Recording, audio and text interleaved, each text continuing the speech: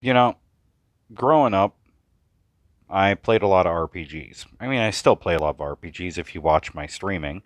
But I would always go for anything, and I would check a bunch of them out. And I remember one time my brother rented a game called Ephemeral Fantasia, and it was a Konami RPG that was involving a time loop where you were stuck within a 7 day period on this island, but you were the only person who could remember things of what was going on except for the main villain.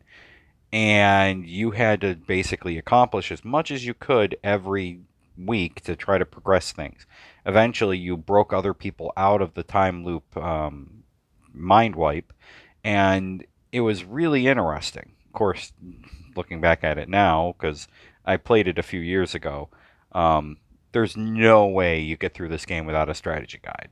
I mean, otherwise you're literally just doing time loop, time loop, time loop until you slowly nudge things in the correct order. But it was a very interesting game, but it's very dated. It was a PS2 game. The graphics were pretty bad. The music wasn't that great. The battle system was rudimentary, but it was fun. But the idea behind it was really cool. And I was just thinking about it again, and I like the game. It's not perfect, and it certainly isn't going to be the best game you're ever going to play, but it'd be pretty neat if it got ported. I don't know if Konami is going to be doing any of that. I know that some people port their games or, whatever from the older systems, but Konami has a little bit of a track record of not being exactly a video game company first. Normally they do casino machines like, pachinko and slots and stuff. Um, but maybe, but I don't think there's enough people that like the game or have even heard of it.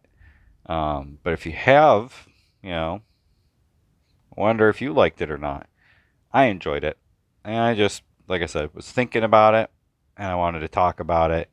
There was also a guitar or a lute or whatever that had an eyeball and it could talk and it was like helping you. And you were apparently like from a specific bloodline that was resistant to magic, which is why you could handle the time loop and keep your memories. But overall, the game was one of the most confusing, probably not well translated games of all time. But I enjoyed it. Anyways, have a good one.